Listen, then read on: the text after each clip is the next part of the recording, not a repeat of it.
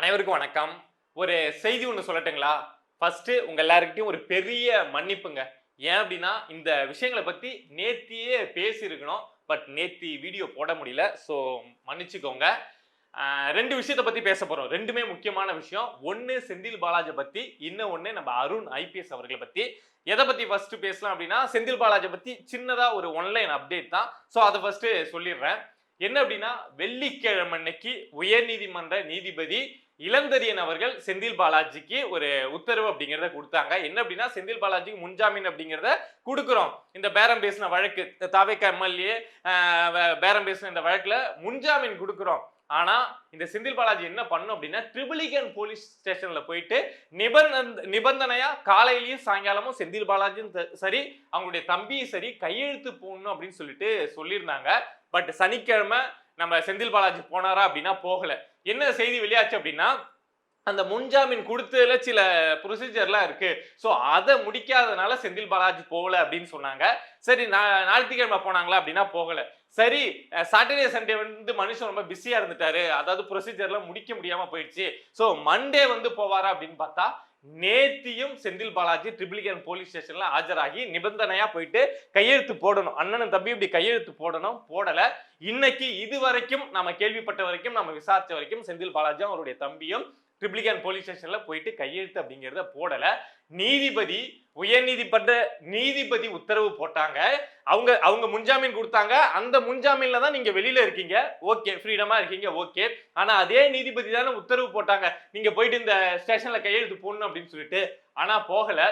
என்ன காரணமா இருக்கும் அப்படின்னு யோசிச்சு பார்த்தப்போ 2 விஷயம் தாங்க. ஒண்ணு என்ன அப்படின்னா, விஜய் ஒரு முதலமைச்சரா அவரு சிஸ்டத்துக்குள்ள அவர் சொல்றத நான் கேட்கணுமா?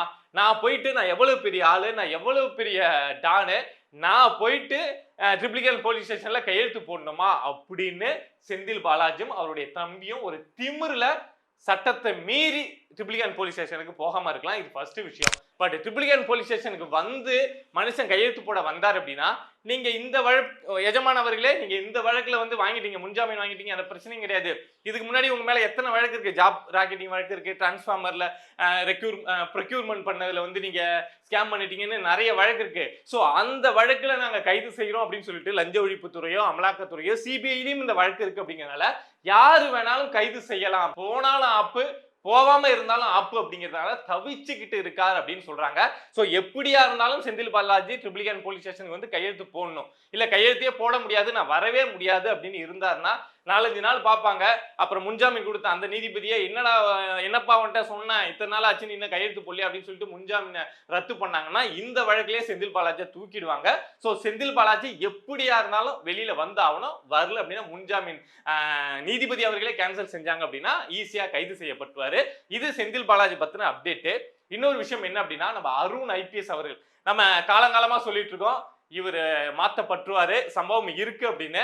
பட் என்ன அப்படின்னா, நேத்தி நம்ம பார்த்தது ஒரு விஷயம் தான். வெளியில நமக்கு டிரான்ஸ்பரண்டா தெரிஞ்சது அப்படின்னா, அருண் ஐபிஎஸ் அவர்களுடைய அதிகாரம் வந்து குறைக்கப்பட்டு பயிற்சி பள்ளிக்கு மாத்தப்பட்டுட்டார் அப்படிங்கிறது தான் நமக்கு வெளியில பார்க்கறதுக்கு தெரியக்கூடிய விஷயம். ஆனா மறைமுகமா என்ன ஒரு விஷயம் நடந்திருக்கு அப்படின்னா, திருமாவளவன் அவர்களுடைய பவர் முக்கியத்துவத்தை நாங்க புடுங்கி காட்டுறோம் அப்படின்னு நேத்தி தாவேகா புடுங்கி காமிச்சிருக்காங்க.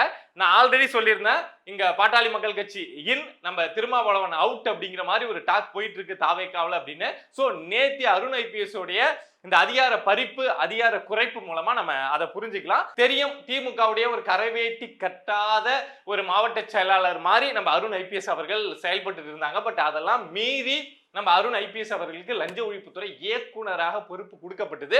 நான் கூட கொடுக்கப்பட்டப்ப என்ன சொல்லியிருந்தேன் அப்படின்னா, அவர் ஆட்சிக்கு ஏற்ற மாதிரி தன்னை ஒரு பச்சோந்தி மாதிரி மாத்தி பாருங்க. சோ அத மாதிரி தாவேகாவுக்கு மாறிக்கிட்டு அவர் வேலை செய்வதற்கான வாய்ப்பு உண்டு. சோ அதை நம்பிதான் தாவேகா வந்து அந்த பொறுப்பை கொடுத்திருக்காங்க அப்படின்னு சொன்னேன்.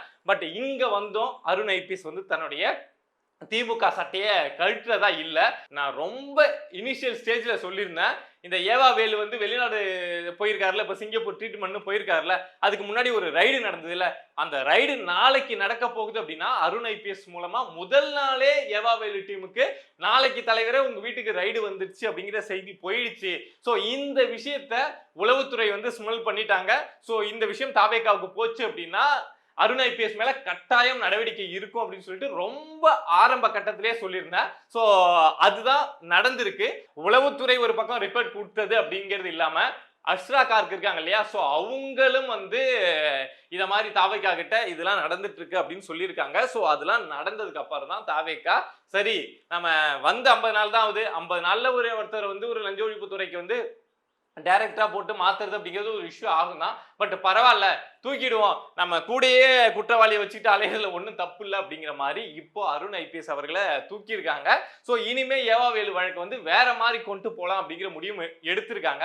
ஏவாவேலு இன்னும் என்னத்துக்கு வெளியில இருக்காரு அப்படின்னா, ஏவாவேலுக்கு வந்து லுக் அவுட் நோட்டீஸ் கொடுத்துட்டாங்க தெரியும்ல, நம்ம பார்த்தோம். பட் அதுக்கு வந்து சென்னை உயர்நீதிமன்றம் வந்து ஒரு இடைக்கால தடை அப்படிங்கிறத கொடுத்திருந்தாங்க. வர 28ஆம் தேதி வரைக்கும் ஏவாவேலு வந்து கைது பண்ணக்கூடாது. அவர் வந்து 15ஆம் தேதி வந்து அதாவது நாளைக்கு வந்து அவர் வந்து லஞ்ச ஒழிப்பு துறையில வந்து ஆஜராகி விசாரணைக்கெல்லாம் ஒத்துழைப்பார் அப்படின்னு சொல்லியிருந்தாங்க. பட் அதுக்கு முன்னாடியே நடக்கணும். ஏவாவேலு வந்து 15ஆம் தேதி ஆஜராகிறதுக்கு முன்னாடி அருண் ஐபிஎஸ் இருக்க கூடாது அந்த இடத்துல அப்படின்னு சொல்லி தான் தூக்கி அடிச்சிருக்காங்க. நாளைக்கு ஏவாவேலு கிட்ட என்னென்ன கேள்விகள் கேட்கப்படும், அவர் என்னென்ன பதில்லாம் சொல்லணும் அப்படின்னு இன்னைக்கே நம்ம அருண் ஐபிஎஸ் அவர்கள் ஏவாவேலு டீமுக்கு தகவல் சொல்லியிருப்பாங்க.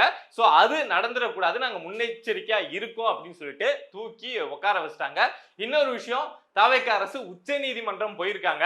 இந்த அவருக்கு லுக் அவுட் நோட்டீஸ் கொடுத்தது வந்து உயர் நீதிமன்றம் வந்து இடைக்கால தடை கொடுத்தாங்கல்ல, அந்த தடையே வேணாங்க.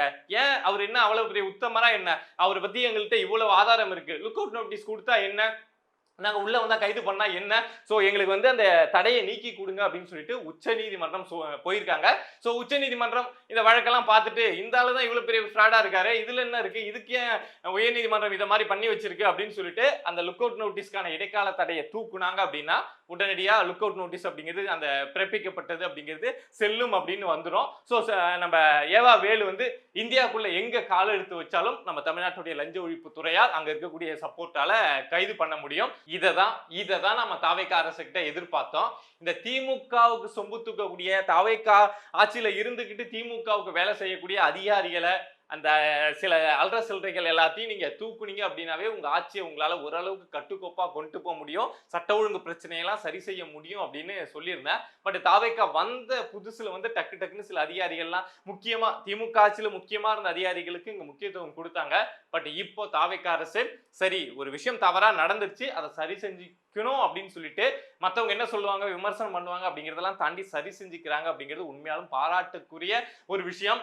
ஆல்ரெடி நம்ம வருண் ஐபிஎஸ் அவர்களை வந்து டிகிரேட் பண்ணி விட்டாங்க அப்படிங்கிறத நம்ம ஆல்ரெடி பேசியிருந்தோம். சோ இப்போ அருண் ஐபிஎஸ் அவர்களையும் அடிச்சு நொறுக்கப்பட்டிருக்காங்க. அதே மாதிரி என்னப்பா அருண் ஐபிஎஸ் உடைய பவர் புடுங்கப்பட்டதும் திருமாவளவனுடைய பவர் இங்க புடுங்கப்பட்டதும் சேம் அப்படின்னு சொல்றீங்க அப்படின்னா திருமாவளவனை மதிக்கிறத தாவேகா கம்மி பண்ணிட்டாங்க அப்படின்னு அர்த்தம்.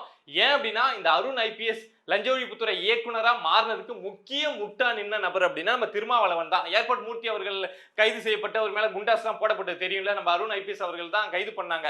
ஏர்போர்ட் மூர்த்தி என்ன வன்பத்தால அந்த அரசியல்லாம் உங்களுக்கு தெரியும் அப்படின்னு நினைக்கிறேன். திருமாவளவன் ஏர்போர்ட் மூர்த்தி வெளியில இருக்கக்கூடாதுன்னு நினைச்சாரு, ஏர்போர்ட் மூர்த்தி வந்து திருமாவளவனை போட்டு உண்மையெல்லாம் கிழிச்சு பொழந்து கட்டினாரு அப்படிங்கிறதுனால அருண் ஐபிஎஸ் கிட்ட நெருக்கமாயி அருண் ஐபிஎஸ் வச்சுதான் ஏர்போர்ட் மூர்த்தியை உள்ள கொண்டு போய் வச்சு அவ்வளவு நாள் கஷ்டப்படுத்தினாங்க. சோ அப்போ ரொம்ப க்ளோஸ் ஆனவங்க தான் இந்த திருமாவளவனும் இந்த அருண் ஐபிஎஸ் அவர்களும். தாவேகா ஆட்சி மாற்றம் வந்த உடனே இவர் இங்க நம்ம திருமாவளவனுக்கு தாவேகா ஆட்சியில முக்கியத்துவம் கிடைச்சதா, உடனே அருண் ஐபிஎஸ் வந்து இங்க இந்த காயை வச்சு நகர்த்தினா நம்ம இந்த ஆட்சியில முக்கியத்துவம் பண்ணிடலாம் அப்படின்னு முடிவு பண்ணி தான் திருமாவளவனை வச்சு எல்லாம் ட்ரை பண்ணி முயற்சி பண்ணி ஒரு முக்கியமான இடத்துக்கு வந்தாரு. சோ இந்த லஞ்ச ஒழிப்புத்துறை இயக்குனரா நம்ம அருண் ஐபிஎஸ் வர்றதுக்கு முக்கிய காரணமா இருந்த நபர் அப்படின்னா முக்கிய முட்டா தூக்கி கொடுத்த நபர் அப்படின்னா நம்ம திருமாவளவன் தான். சோ இதுவரைக்கும் தாவேகா என்ன நினைச்சிட்டு இருந்தாங்க அப்படின்னா திருமாவளவன் கோச்சிப்பாரு, அருண் ஐபிஎஸ் மேல நம்ம ஒரு நடவடிக்கை எடுக்கணும் அப்படின்னா இவர் வேற ஆட்சியில பங்கு அதிகாரத்துல பங்குன்னு ஒண்ணு கொடுத்து வச்சிட்டோம், அமைச்சரவை வேற கொடுத்து வச்சிட்டோம், அந்த மனுஷன் வேற ஆல்ரெடி புலம்பிட்டு இருக்காங்க, இந்த நேரத்துல போய் இவர் மேல நடவடிக்கை எடுத்தோம்னா இவர் கோச்சிப்பாரு அப்படின்னு நினைச்சிட்டு இருந்தாங்க. ஆனா இப்ப தாவேகா என்ன ஒரு மனநிலைக்கு வந்துட்டாங்க அப்படின்னா நம்ம திருமாவுடைய செயல்பாடுகள் எல்லாம் பார்த்து அடிக்கடி மாத்தி பேசுறது, நான் திமுக நட்புல தான் இருக்கேன், தாவேகாவும் திமுகவும் தேசிய அளவில் ஒரே கூட்டணியில பாஜகவை எதிர்க்கணும் அப்படின்னு சொல்றது, இந்த நோனாட்ட பேச்சு, இந்த பேச்செல்லாம் பார்த்துட்டு தாவேகாவே என்ன ஒரு முடிவுக்கு வந்துட்டாங்க அப்படின்னா இவங்களை நம்பி நம்ம ஆட்சி ஓட்டணும் அப்படின்னா கஷ்டமான இடம் அப்படின்னு முடிவு பண்ணி தான் சில விஷயங்கள் எல்லாம் அரசியல் ரீதியாகவும் பண்ணிட்டு இருக்காங்க. இதை தாண்டி நம்ம பாமக உள்ள கொண்டு வந்தா இவங்க 2 சீட்டை வச்சுக்கிட்டே இந்த ஆட்டம் போடுறாங்க, பாமக கிட்ட 4 சீட்டு இருக்கு, ஸோ அவங்கள உள்ள கொண்டு வந்துடலாம் அப்படிங்கிற ஒரு முடிவு, ஒரு துணிச்சலான முடிவை எடுத்ததுக்கு அப்புறம் தான் திருமாவளவனையும் டம்மி பண்ணி விட்டுருவோம், திருமாவளவனால முக்கியமான இடத்தை வாங்கினா நம்ம அருண் ஐபிஎஸ் டம்மி பண்ணி விட்டுருவோம். இவர் இருந்தாருன்னா, நம்ம அருண் ஐபிஎஸ் இருந்தாருன்னா, நாம தாவேகா என்னென்ன செய்றாங்க, என்னென்ன அரசு செய்யுது அப்படிங்கிற எல்லா விஷயமும் திமுகவுக்கு மக்களுக்கு தெரியறதுக்கு முன்னாடி, அதிகாரிகளுக்கு தெரியறதுக்கு முன்னாடி திமுகவுக்கு போயிடும். சோ அருண் ஐபிஎஸ் அழுத்து ஒரு வேலையை முடிச்சு விடும் அப்படின்னு முடிச்சு விட்டாங்க. தொடர்ந்து பேசுவோம். இத மாதிரி நம்மளை சுத்தி நடக்கக்கூடிய விஷயங்களை நீங்க தெரிஞ்சுக்கணும் அப்படின்னு நினைச்சீங்கன்னா மறக்காம பிரபா டாக்ஸ் சேனலை சப்ஸ்கிரைப் பண்ணி சப்போர்ட் பண்ணுங்க. நன்றி.